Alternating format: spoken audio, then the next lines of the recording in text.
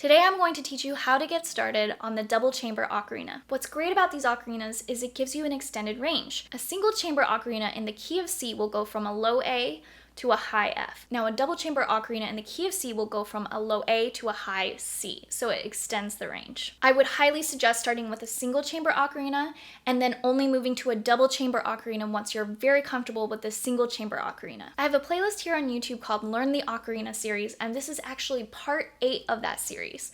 I would highly suggest going through 1 through 7 and feeling very comfortable with those before moving on to this video. That way you can make sure you have the right technique and know the basics of the ocarina, since the double is more advanced. I've heard a lot of feedback from people saying that they get very frustrated if they started with the double, so that's why I'm suggesting starting with the single chamber. If you already know the single chamber ocarina well, this video is going to be pretty straightforward. The ocarina that I will be demonstrating on today is the purple clay double chamber ocarina in the key of C from STL Ocarina. If you're looking for a new ocarina, head on over to stlocarina.com and use my discount code Gina for 10% off your entire order. Now let's get started.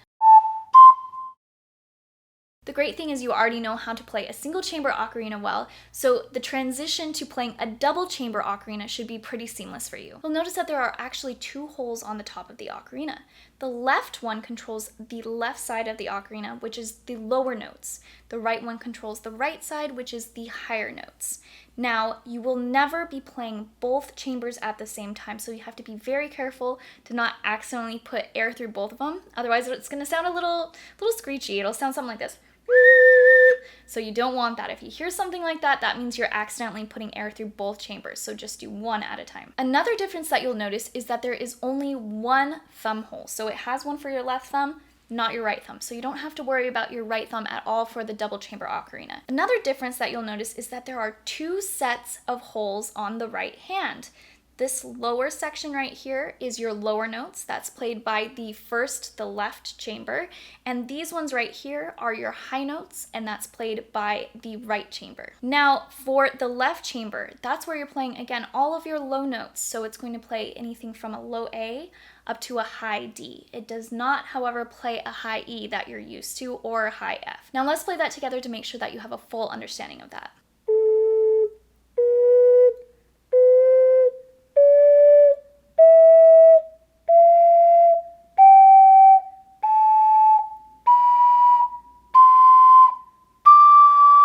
We didn't play the sharps and flats, but they are played the exact same way as the single chamber ocarina. Now let's switch to the right chamber for all the high notes.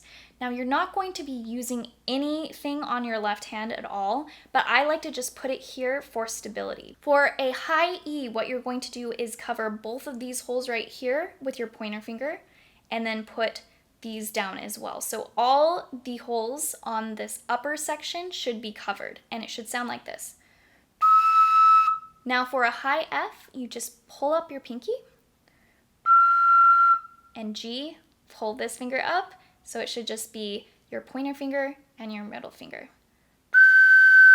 High A, just your pointer finger, and a high B, you slide this finger back, so it's only covering this one hole right here. And high C, everything up.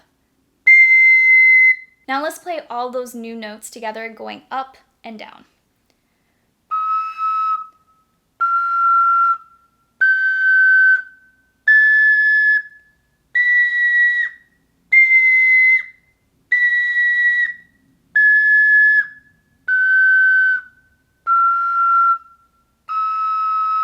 Now let's play all the notes on the entire ocarina, both chambers, and we'll practice switching between the 2.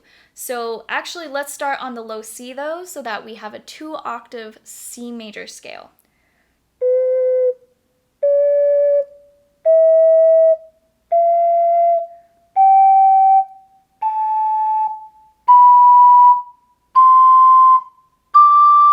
Now we're going to move over and make sure everything is covered on the right hand.